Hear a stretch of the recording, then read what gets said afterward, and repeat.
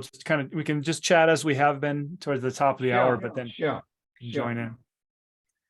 So you mentioned that you had a quick trip to India, or you're currently in India, I'm Dr. Kumar. currently in India. Yes, that's right. Are you there for family, or is it business? Not business. I had a few things to take care of. Yes, and also I've been away for about 14 months, so I needed to come, and I think I'm glad I'm here at this time. Are you enjoying yourself at least? Is it? Yes, I mean, fortunately, the jet lag has not hit me, but or not that badly. But yeah, so yes, it's pretty cool. Good. I imagine that in India is a little bit more temperate this time of year than it usually is. It's cold. It's cold. Yeah. I feel like everywhere is cold right now. I have the heater on right now in the room. Yeah, it is cool. It's and India, unlike other countries, we don't really have central heating. So, we normally use heaters. The winter is not that long, just a month or two. So, yeah. What's the temperature where you're at right now? I think it's probably close to 0 degrees. Oh, what, really? Or slightly above that, yeah. So degrees Celsius or Fahrenheit? This would be, I would say, this would be Celsius, yeah. Yeah, Celsius, right? Yeah. And then, so are you you must be further north then? Is that? I'm in north. I'm in New Delhi, which is the capital of India. Yes. Okay. And yeah, I'm in New Delhi. Yeah. That's right. I see.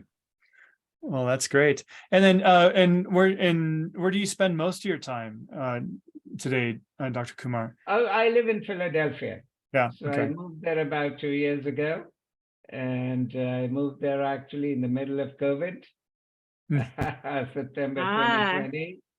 So, but it wasn't that bad. Everyone wonders why I moved then, but I think it worked out pretty well.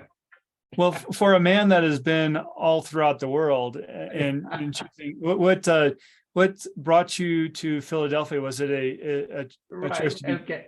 So, I've lived in the United States for about 25 or 27 years, in Europe for about 15. So I was in India the last couple of years, from 2016 to 2020. I needed to move back to the United States, and I've lived on the East Coast, I've lived on the West Coast, and I think my preference was for the East Coast. And I have lived in New York, I've lived in Boston. I decided to give Philadelphia a try. I feel like you've covered everywhere else. I mean, I saw like there was Finland, Denmark. Yes. Yeah. What's left? You're like going through it all. So I love that. Right. So I spent just a few days in Sydney. I wish I'd spent more time, although in 2019 I was in New Zealand for 6 months, but somehow didn't make a trip to Sydney. It was so close. Yeah, so close. Yeah. And so all the places that you've been, Dr. Kumar, what has been your favorite place? I think every country has its own unique charm and, unique, distinct,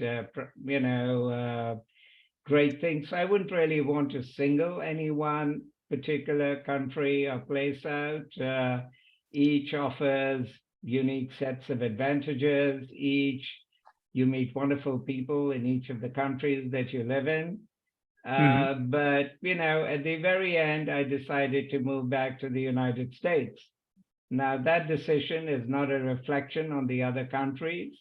It is just that based on where I was in terms of my personal and professional life, that felt the most appropriate thing to do at that point in time. So it's very much an individualized decision.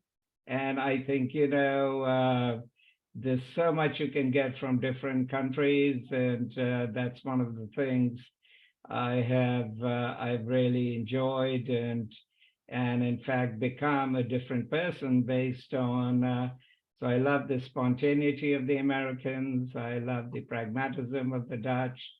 I love the, the sociability of the British, and, I can go on and on. So these are things that, I think I've gathered based both on my personal and professional interactions with a wide class of individuals, both from in the business sphere to students to other people whom I've met. That's great. And so I just want to mention too, we're starting to have some people join in now. Yeah. So I just want to mention that we are going to be starting in about 5 minutes at the top of the hour. And so we're just having a chat until then. Right. Perfect time to get your coffee, get your notebook, because I feel like we have a great amount of information to get through today. I just have a feeling. Yes. Yeah. Go ahead. Go ahead, Char. I was just going to say, Dr. Kumar, I was curious what you think about all the changes in technology and how the pandemic really influenced us to use Zoom and all these online platforms to meet and socialize. So what's your impression of how that's really transformed the way we work better together? Right, but I think in a cross-cultural sense, it doesn't really work, because you need to build relationships. You need to see people face to face. So I think once you know someone and you've developed a certain comfort level, then Zoom offers functionality. But if you're trying to build a relationship, develop trust, get to know the other person, then it doesn't work. And I know many managers have told me that Zoom is okay, but I think it hampered their ability to cultivate the ongoing relationships with their partners in Asia.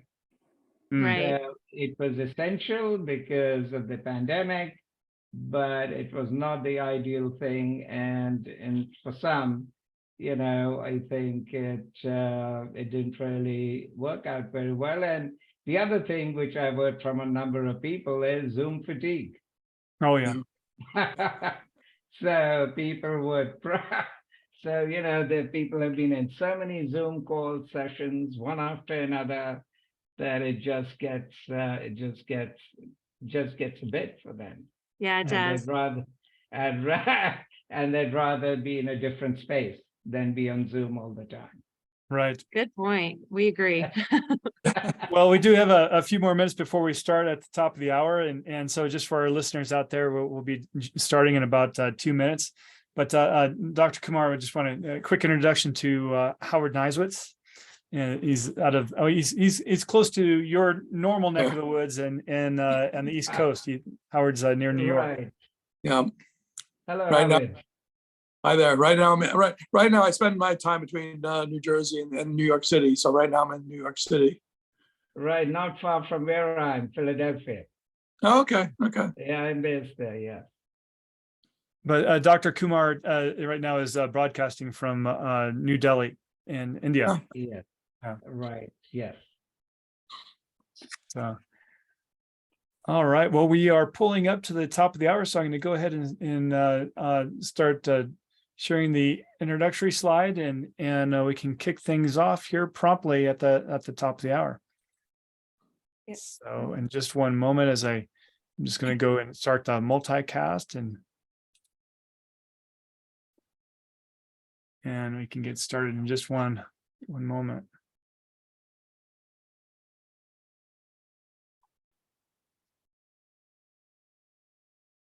It does take a few seconds for this to get going. It looks like we are live now. So go ahead, Jules. All right, I was waiting for your call. All right, welcome everyone to the People Strategy Forum. My name is Jules, and I want to welcome you to this forum, whether it's your first time with us or 100th time. Welcome. We are streaming this live, yes. So if you are here on Zoom, we want you to get really involved, and we keep this very conversational here. So if you have any questions or comments for our guest speaker today, you can write them into the chat. But if you are coming to us from a another streaming platform. Be sure to still write your questions. We love to answer anything that pops up. And maybe you don't have time to watch us live. That's okay. We are also coming to you in a podcast format. So it doesn't matter how you tune into us, as long as you hop in, we're happy. So the People Strategy Forum, for those that don't know, we are really here to engage, energize, and elevate your employees and company. And we do that by bringing a guest speaker. And we have the wonderful Dr. Rajesh Kumar with us today. We're going to be talking about how to do business globally, how to work through cultural differences, because the world and companies are expanding across the oceans. And so it's important to understand how to work with cultural differences so that you can be successful. Now, I don't do this alone. I have a lovely panel of hosts here with a wonderful expertise in HR, talent management, compensation, and many other areas as well. So I'll get started with Char. Char has an entrepreneurial spirit. She has a lot of experience being a small business owner. She runs many of her own companies and teams up with CompTeam as well. We also have Howard, who has 30 years of experience working in compensation. He's a compensation advisor with CompTeam and a strategic HR consultant as well. Sumit and Wendy aren't able to join us today. I'm not sure if Wendy's hopping on, but I know Sumit can't join us, but they're usually here as well. So it's like a one big panel. And we also have Sam, who is the founder and CEO of CompTeam. He is a talent management and pay professional and expert, and he is the person behind the forum. So we've been running this for quite some time, and Sam's the man behind the action here. Now, our guest speaker, I mentioned we have a guest speaker each and every week, and this week we have Dr. Rajesh Kumar. So he is an international business consultant, and he's originally from India, but he has lived and taught all around the world. He's lived in Denmark, New Zealand, Finland, France, the US. He's currently based in the US, but he advises companies on how to do business on a global scale. So not only has he lived around the world, but he's also taught around the world. He's been a professor at many prestigious universities, including Penn State. And we're very excited to hear this discussion with him today. So welcome, Dr. Kumar. Thank you, Jules. Lovely to be here today. So Dr. Kumar, I would just love to start off just hearing a little bit more about how you got started and I know you've been all across the world and so forth, and you've talked at many universities, but tell us about a little bit about your journey. What got you started and your interest in international business and helping companies? So I think there were multiple forces at play. One was when I was doing my doctoral thesis at New York University, I was looking at Japanese companies entering the US, and in particular, the way that they negotiated with the Americans. That was a big topic of interest and discussion, both for American managers and with Japanese managers. And I had the chance at that point in time to interact with a number of people, both Japanese and Americans. And I think that gave me insights into how relevant and how important and how culture is something that is often underplayed. And it is something that most companies don't pay attention to unless there is a problem. And so I think it became very clear to me that it is something that we needed to consider. And if I juxtapose this with my own journey, which is I came from India, went to London for a year, and the Indian and the British cultures are very different. So I was coming more from an individualistic, collectivistic society, moving more to an individualistic society. So personally, I faced a lot of challenges. And then I moved again from England to the United States. So again, a difference. And so I recognized that to be successful and to adapt at the individual level, you needed to come to terms with culture. You needed to really understand you really needed to adapt. You really needed to get the other individuals to take you seriously. And I think for that to happen, some level of adaptation is absolutely necessary. So I'm basing it on my own personal experience. I'm basing it on my own doctoral thesis and the work that I did. And I'm basing it on a lot of what I read and what I read in those days.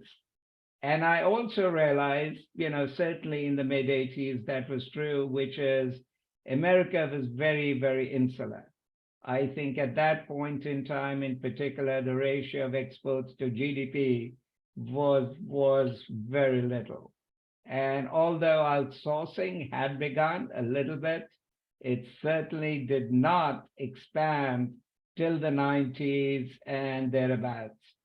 So, so when you live in an insular culture, where you're not dependent on other countries, then of course you don't really need to pay attention to culture.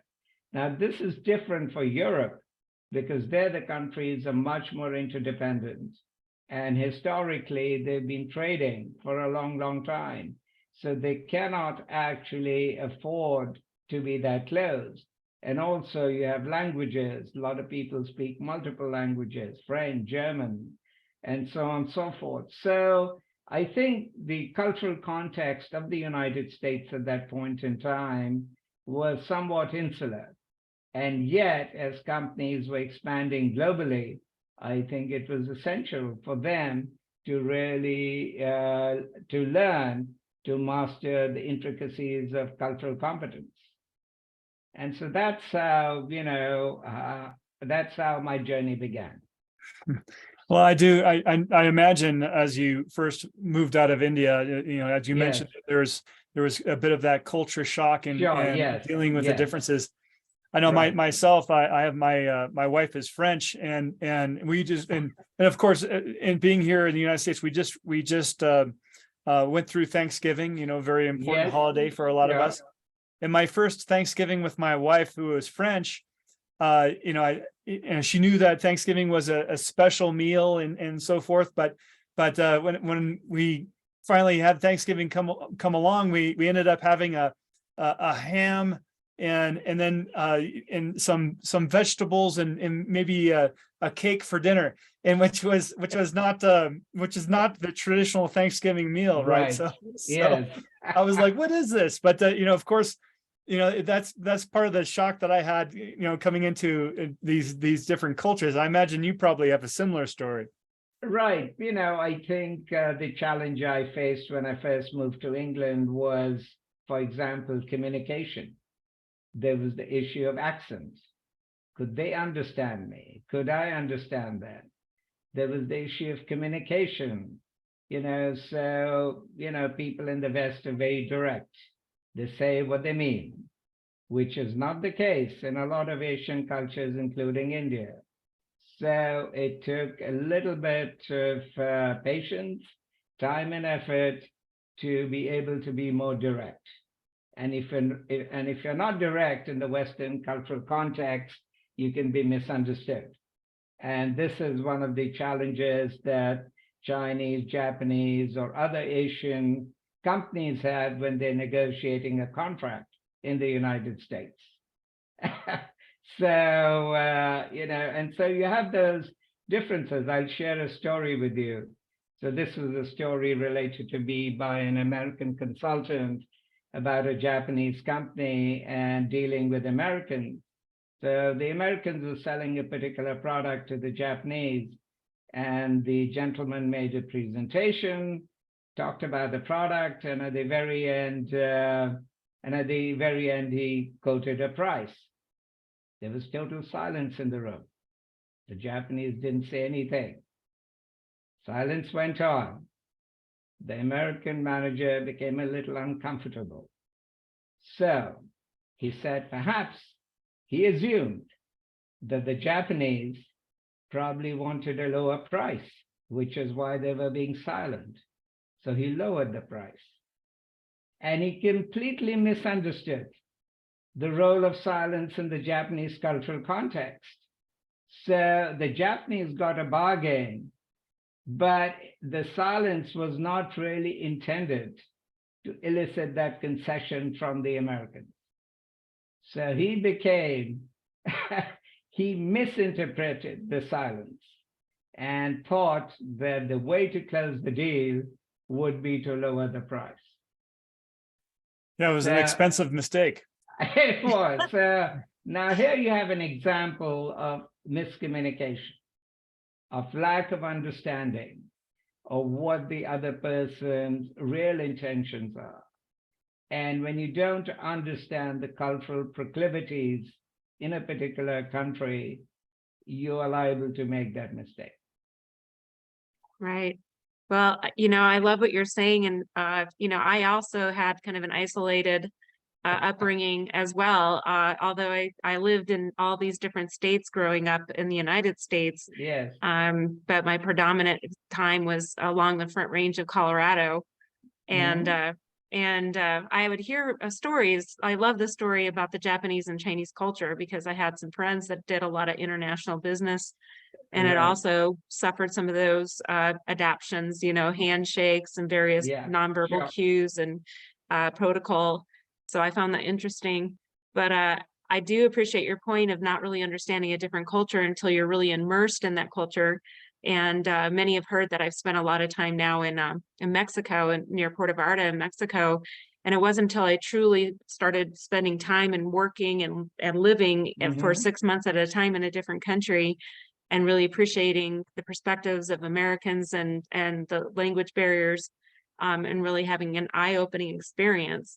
I find that invaluable as far as my personal perspective and my midlife, but I'm curious from your perspective. So I personally had, and Sam as well, and others here on the panel have had time in other countries and working from other countries.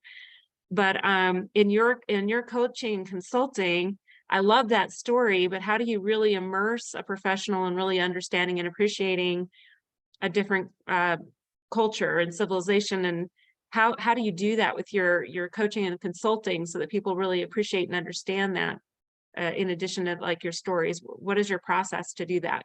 Right. So what I do is to run interactive workshops.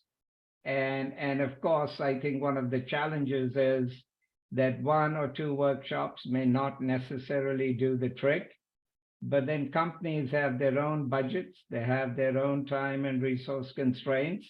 So I cannot give them full immersion in the sense that I would ideally like them to do. But given that constraint, I at least try to make them aware as to what the potential pitfalls might be, what the potential challenges they might face in, say, doing business in India, Japan, or in China.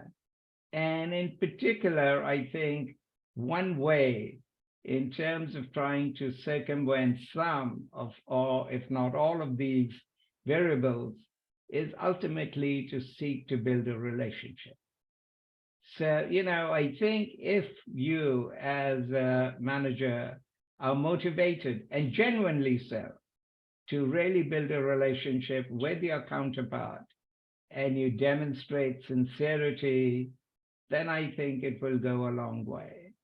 And you also have to recognize that doing business in many of these countries requires a longer term orientation. It's not just a short-term deal. And so I'm just actually working with a company that is trying to find channel partners in different countries, and they want to go into Asia. And as my Asian partner told me, you have to tell them that they have to be in here for the long term. Without the long-term intention, without the kind of long-term trust that you have, it'll be very difficult to build an enduring relationship over time. So it is tough because these workshops are only 1 or 2 day affairs, but genuine immersion really requires, in-depth immersion in the way that you were able to do when you lived in Mexico for 5 or 6 months. But that's not realistic. So, I try to do the best that I can. Well, do you also deal with, I assume some of these businesses have leadership relationships where many leaders will have employees from other countries also. Sure. Yes. Sumit was awesome and to bring to our attention that in his culture, that it's not often that an employee would bring forward information or feedback to the supervisor Absolutely. and Yes. also keep their mouth shut. Whereas Correct. perhaps in the American culture, Correct. we tend to be very vocal with our leaders Correct. about our Absolutely. opinions Yes. about our workplace and dislikes. So Sure. what's your thought about a leadership perspective in those cultural No, dynamics? that's absolutely correct. And I think in the hierarchical culture of India, you never really criticize the boss. You never say no. You, even if you don't agree, you don't do that. But of course, that can create a problem. So for a multinational that has employees in a number of different cultures, they have got to create a culture where people feel comfortable in terms of doing that. It's not easy because it does not come naturally, but I think, it is essential because otherwise things will get delayed, there will be misunderstandings, there will be misinterpretations, and, things will not go ahead as you expected it to. So I'll give you an example of an Indian company I worked on many years ago. And this was the converse situation. So this was a company that had great global ambitions, wanted to expand globally, right? So they bought factories in a number of different European countries. Now here the problem was that in India, this was a family-owned firm, as many companies are. They did not want to delegate control. So which meant that a lot of subsidiary managers in different countries felt very frustrated. They felt that their voice was not being heard. They felt that the entire decision-making was coming from the corporate office in India without necessarily their views being actually given due consideration. And so from an Indian perspective, there was no need to decentralize. I tell them to do what's to be done, right? In a hierarchical setup. But of course, what the Indian company missed was the fact that their company is operating in a global environment. And what might work, for example, in India, will not work in England, France, Switzerland, Denmark, where you have managers with different cultural expectations, different cultural norms, and value a different kind of relationship with their superior. So it proved to be a huge problem. And there was a great amount of mistrust within the organization because there were people who felt that they were not being heard. I think that's an excellent point. And I also mentioned, sorry, Sam, I also think that many Americans, and not to stereotype here, are not bilingual, whereas Sure. in many other countries, there's, Sure. it's some people can know 5, 6, 7 languages. Sure, exactly. Yes. Yeah. And but what I'm hearing from you, it's not just about the communication and the language, it's culturally about for example, the top-down attitude of, the authoritarian type of mindset where we cascade information and everybody needs to execute with not using, as I say, positive psychology to build those relationships. Right. So, so I think the Indian team found it difficult, given the ingrained built cultural hierarchy, to be able to decentralize, to local managers, to give autonomy to Swedish, Danish, or French managers to make decisions within certain parameters, of course. So what happened was, the decision-making got clogged because everything went up the hierarchy, which apart from demotivating the European managers, it also slowed the decision-making down. And for a company that is operating in the global arena where you have strict contractual deadlines, that's a problem.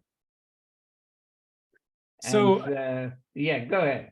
So I would be interested in just when we're talking about some of the specific cultures here, but when in the context of how a lot of companies out of the United States are doing business today, what culture are they where is there the greatest amount of misunderstanding or conflict that you find today?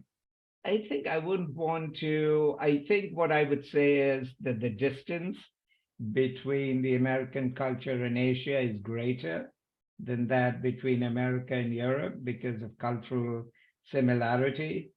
I would not want to identify or isolate a particular country or otherwise, except making these broad categorization. So with Asia, the cultural distance is greater. And so obviously there are going to be greater problems or greater challenges. This is not to say that there are not going to be problems in Europe. Even there, we've run into issues American companies have. And I think, and you know, one of the issues that remains unaddressed is this. The question is, who is going to do the adaptation? Right. So that becomes a tricky question. And for two reasons. One is, which party is more culturally able to adapt? That's one aspect to it. And the other issue is looking at the issue of power. Because, you know, in any interaction between two companies, you know, sometimes they may be equal, but in some cases, one company may have the greater bargaining power. So then they're inclined to say, we'll do it my way. And so then that can also create a challenge. Yeah, absolutely. You know? And I think one of the things, of course, in any negotiations is the first thing you have to decide is, where will the meetings take place? So obviously, if for an American company negotiating a contract, they would like the meetings to be held in the US. It gives them the home country advantage. A Japanese company, which is dealing with the Americans, would like the meetings to be held in Japan, which gives them the home country advantage. So typically companies work this out, but at least in the initial stages, you know, these are some subtle issues that also come into play. So you have the cultural difference, but then you also have the power imbalance. I see. Yeah, that's a very interesting thing to consider. And so, Right. so if you're a company in the United States and you're looking to build a partnership in Asia, Yeah. and it's somewhat of a shared power arrangement. Yeah. I mean, is this I mean, should we consider the location of that first physical meeting to be, you know, perhaps in neither country, or is there a what's the best way of handling something like that? I think it depends on the situation. And I think typically, you know, I think when you have an American and Asian company coming together, there will often enough be an introduction from the third party who will bring the two companies together. And so I think, you know, depending on that, I think it is variable. I think it really depends on the unique circumstance of that situation. I think it would be difficult to make a general categorization, depending on, you know, on their experience in terms of doing business with other countries, in terms of which has the greater power, you know, the flexibility or the capability of the other company to adapt. So a number of different variables come into play. If language is an issue where, Yes. you know, neither party is fluent, how do you go about doing Right. business? So, You work with a translator? Yeah, with a translator, and sometimes actually that can be used to an advantage by one of the parties. So they may say that they don't understand English, but they do, but they still use a translator because it then gives them greater time to respond. Right. Right. So again, I think ultimately all of this will fade away if there is a strong relationship between the parties. Because if there is a certain level of trust, Mhm. and if the parties come to know, like, and respect each other, then some of the issues may go to the foreground. So, which is why, as I said, that becomes very critical and very important in terms of shaping international business interaction. Have you through the years created a list of here are things not to do and not to say when you're working with other parties overseas? In a broader sense, and I think a lot of people have done that as well. But Mhm. I think in any specific, every situation is unique. So you have to look at that situation, look at the players, look at their level of cultural competence, look at what they have done in their previous interactions with other cultures, and then, decide what would be the best in certain situations. So in Mhm. some cases, companies have removed certain individuals from negotiation because their personality is too abrasive. And that if they were there in that room, that would ruin the relationship. So some companies have had to do that Mm. because, you don't want to start off on a bad note. So, I think those cross-cultural skills become very, very important. And I think it would also be fair to say that not every individual will be equally skilled in dealing with cross-cultural issues. You need certain specific traits to be able to function well in a global environment. It's interesting because I think, having grown up in the US and Yes. spent most of my time here, I think our educational system is probably at fault too, because we take a very insular look at the world, and we don't really get educated as to, very deeply about other cultures. Right. So I think to a large extent, it's also because America has been the preeminent economy in the world. They've been dominant both economically, politically, and even culturally. So I think that was the reason for it. But now with the rise of the East, especially China, I think you're seeing a different situation emerge. And yeah, so it is challenging, and I think but you're right. I think people should learn multiple languages, and that will certainly be beneficial.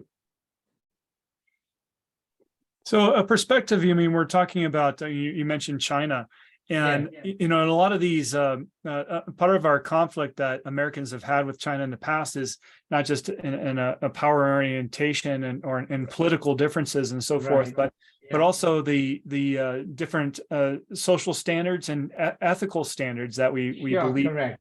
Yeah.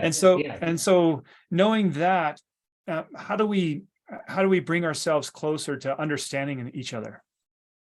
Well, that's a good question, and it's a tough one because obviously there's a complete variance, certainly in terms of intellectual property and all of it. And the Chinese and other countries may have a slightly different view. And I think in some cases you've got to push firm. And so, which is the other aspect about cultural adaptation. The fact that you have to adapt does not necessarily mean that you've got to adapt to everything, because there are certain dimensions or certain aspects of certain cultures that may be very much at variance with your own personal views, beliefs, and all of it.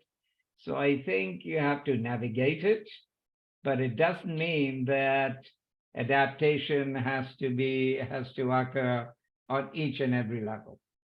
And so, so that is, I think, something that one needs to be careful about. Well, in a situation, we're talking about, some ethical differences, and I know this is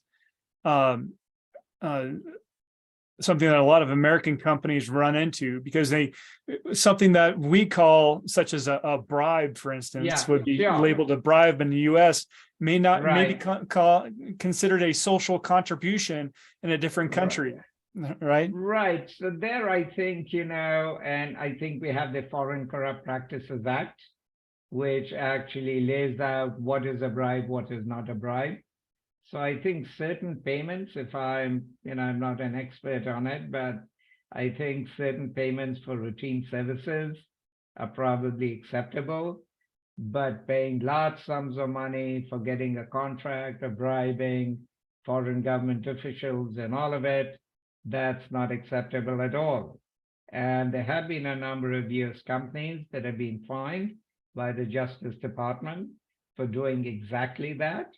Now, this is a tough one, but I think it is better to let go of a deal than to get yourself embroiled in a contract that may bring you down and many other individuals in the company. And there are many American executives who've gone to jail for that, or others. Yeah. So that highlights the real importance of what you bring as a consultant. So if we're thinking about if an American company is thinking about reaching out and having an engagement somewhere else, I mean, we don't know what we don't know, right? We don't know the social norms and so forth. You and don't so know. Yes. having an expert like you would help understand the different, what is expected, what is traditional, and what is appropriate. Right, exactly. And basically to identify the potential pitfalls and certainly give them ideas or give them lessons in terms of what not to do, what to do, and there's some gray areas. But above all, I think within that broader parameters, I think it's about developing a relationship. And most important, if you're trying to find a partner in different cultures, different countries, it is very important that you find the right partner. That is absolutely critical. It is critical even in the United States. But when you're going overseas, when you have cultural barriers, you have a lot of noise, then how do you know which particular partner to partner with? Many will make extravagant claims. And so you need some insider knowledge to be able to figure out what should be done, what should not be done, who should I ally with, who should I not ally with. And to some extent, I think, the U.S. Foreign Commercial Service helps some of the U.S. exporters in terms of doing that and in terms of providing them some guidance on that. But,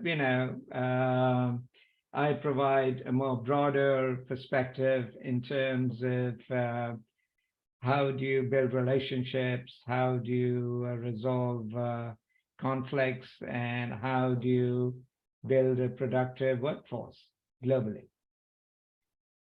Well, a lot of our audience here on the forum is leaders and CEOs and senior HR professionals that are establishing footholds in different countries and for business and so forth.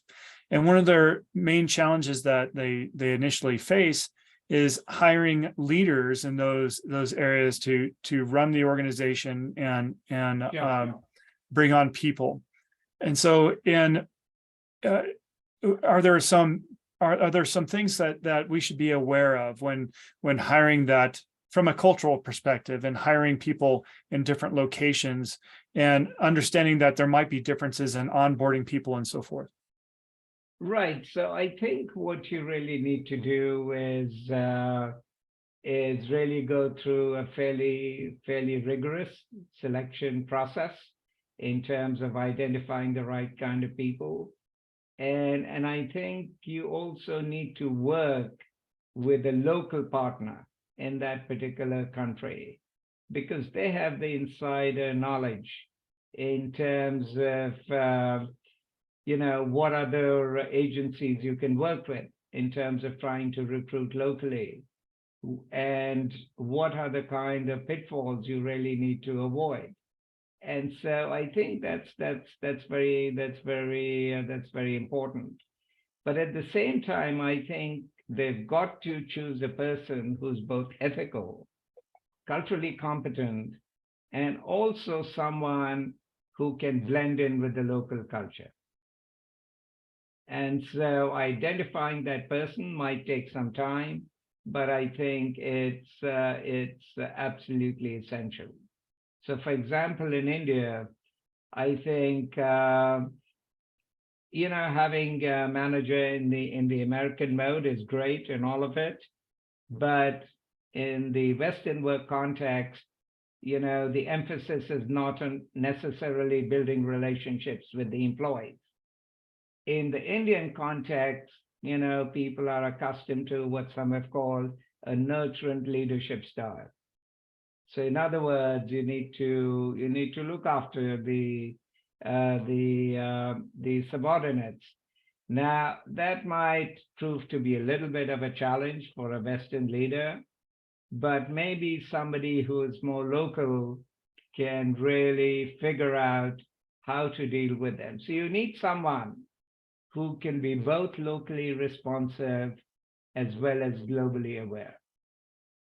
So to kind of extrapolate on that point, I guess you're mentioning in some situations, I mean, it may not be effective to have, for instance, like an American manager overseeing subordinates that are in India. Unless he or she has not developed that awareness of the local Indian cultural constraints, and is able to work within that limitation. Right. And so they should get there should be some training and development that takes place before. Right. Yes. Sure. Occurs. Sure. Absolutely. Yeah. That totally makes sense. Yeah. What about other issues such as giving critical feedback on performance and so forth? Like, for instance, and this is something that's actually changed in the United States as well. I mean, and here and we give feedback to employees. If we don't do it on a regular basis and develop that relationship, giving feedback can be pretty harsh if it's done, like, for instance, once a year, and you might lose that employee.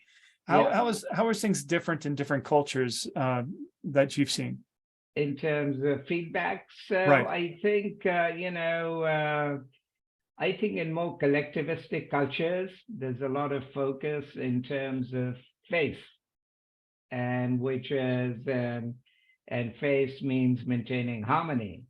And the problem here is that when you give negative feedback, it actually disrupts that harmony, and that can cause the employee to lose faith. So I think you can say what you want to, but you have to do it in a way and in a manner that is least disruptive in terms of causing the person to lose faith. I've heard of stories where business contracts have been lost because one of the partners has actually insulted the other by causing them to lose their faith. So that becomes very, very critical. So a long time ago, when Walt Disney made a film on Tibet, and Tibet is a very, very sensitive subject for China, they froze all Disney projects. They were frozen for many years, till Henry Kissinger intervened and got them back on track. So in a similar mode, as far as individuals are concerned, question of faith is very important. So we all misstep, right? So there's a time where we've gone in and maybe damaged a relationship and so forth, just as you've mentioned. So in different cultures, what is the best first steps that you can take to reconcile in situations where something's been damaged? I think it will vary from country to country. So in Japan and all, I think apology might be one step to actually begin that. And I think in other countries, there has to be a sincerity in the expression that you really feel that you actually made a mistake. So a lot of people can say they're sorry and all of it, but you have to genuinely demonstrate that. And I think, and even then it's going to take some time, but that is going to be the first building block in terms of trying to repair the relationship. And repairing the relationship will always take time.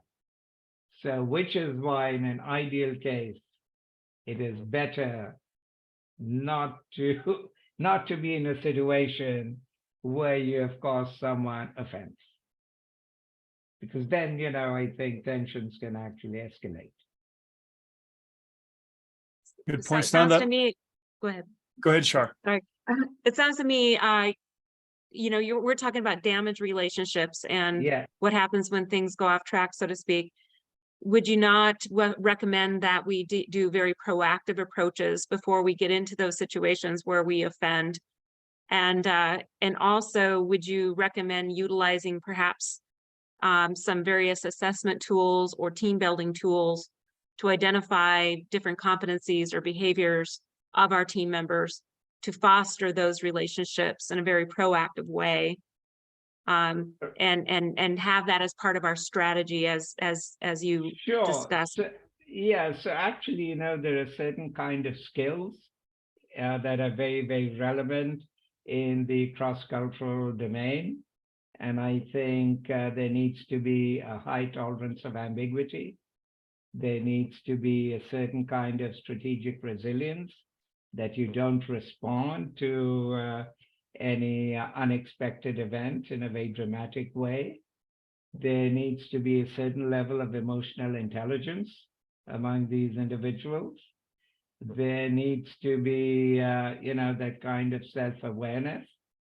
There needs to be some degree of patience, and you can't really, so there are some cross-cultural skills that I think are absolutely essential and vital, and which is why when I said earlier that sometimes companies remove individuals from certain roles, they do that because they have certain attributes that actually damage the relationship rather than bringing the relationship back together.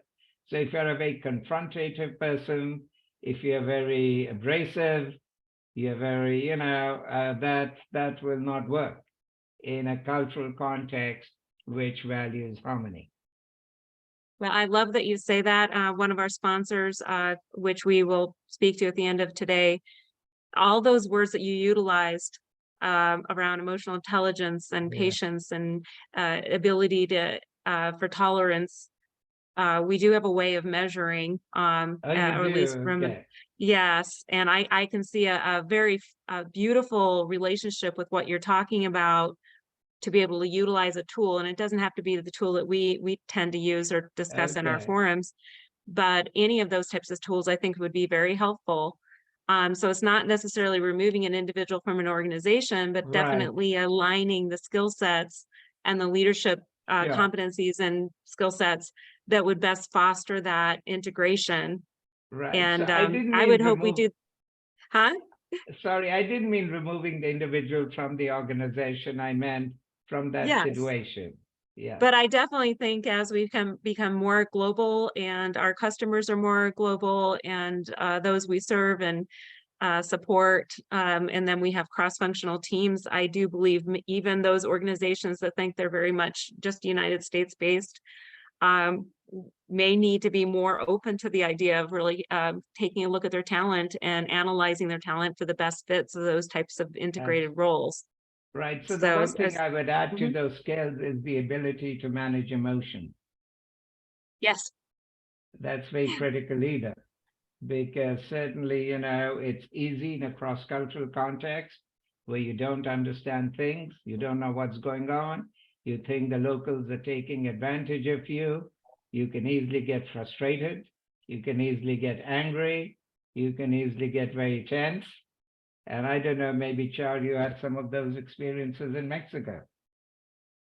Oh yeah, I would definitely say I was living in Mexico and I had employees, about 30 employees here. And I think that even my personal leadership style changed and my tolerance for assertive and aggressive behaviors towards my staff really began to transform, just because I had a deeper awareness of how employees should be treated with compassion, dignity, respect always. And I call it HR with the heart always. And I think that even I modified my approach to my teams and my employees.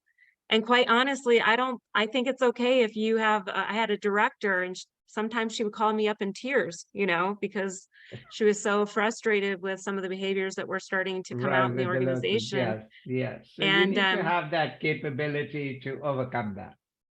right. But I think also, my awareness and how I led as an owner of a company began to really modify.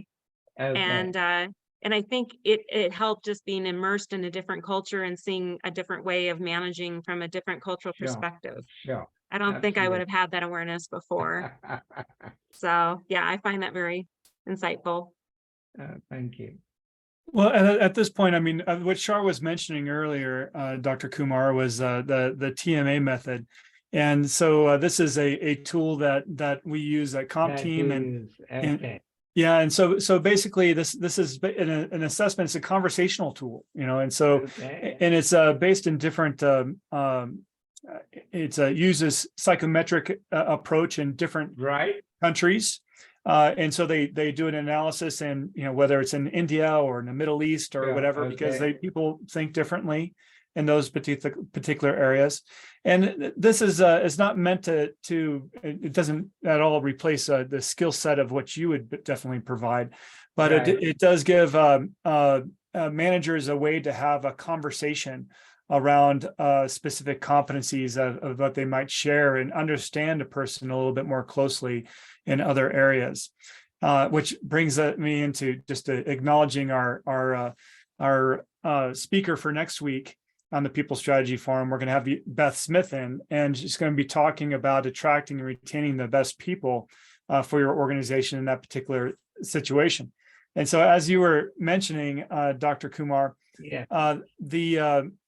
it's important to make sure that we are bringing in strong individuals that understand the culture, and before we're opening up these new locations and so forth. And I'm bringing in our hiring right is quite critical in that, and so, but having a person with that local expertise, as you mentioned, is quite critical. Absolutely critical. Yes, absolutely. Yeah. So the another thing, I mean, as far as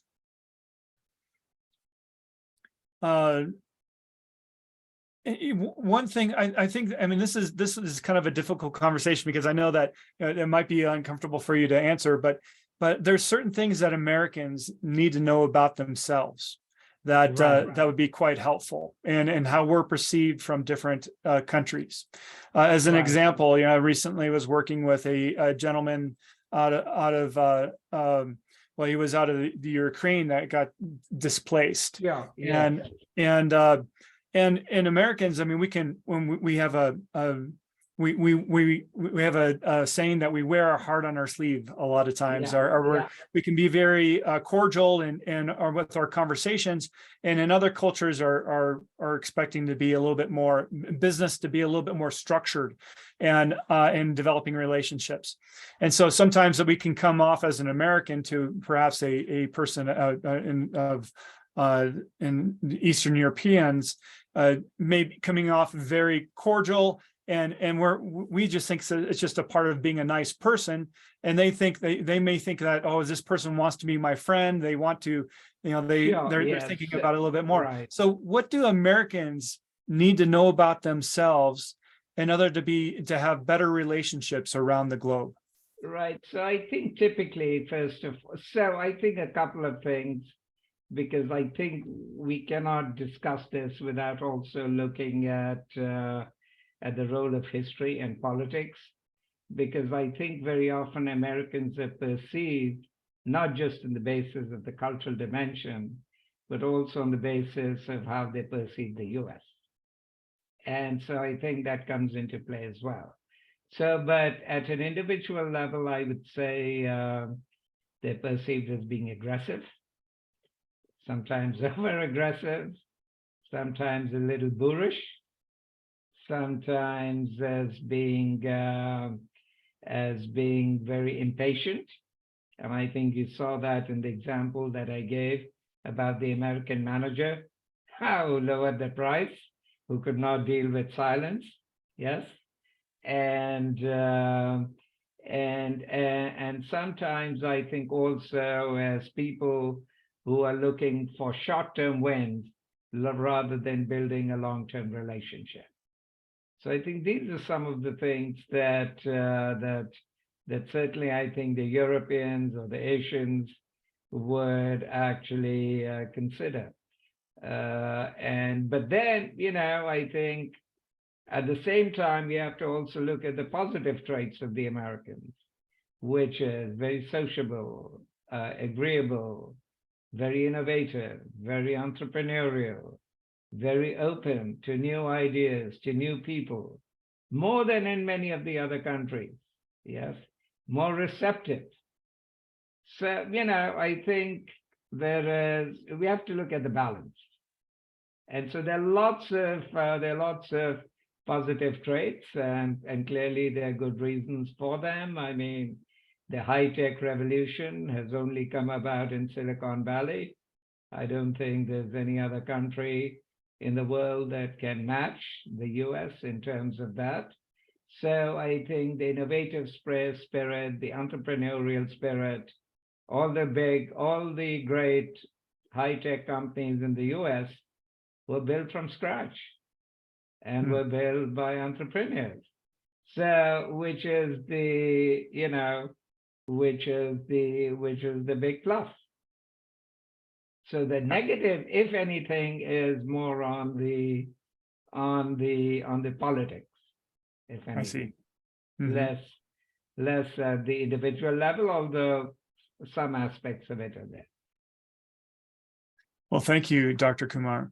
So I know this has been a wonderful conversation, and I just want to thank you for sharing your expertise here. Thank you, Sam. I enjoyed being on your show and sharing my thoughts on this particular topic. Well, if some of our listeners would like to reach out and learn more about you and your services, how do they go about doing that? So they can contact me through my website or through my LinkedIn page. Excellent. Well, thank you so much for joining us, Dr. Kumar. Thank you, Sam. Yeah, All right. Bye-bye. real pleasure. We appreciate your time. Thank All you, right. Char. Okay. Bye-bye. Thank you, everyone, and see you next week on the People Strategy Forum. All right. Bye, everyone. Hey, everyone. Bye. Thanks again.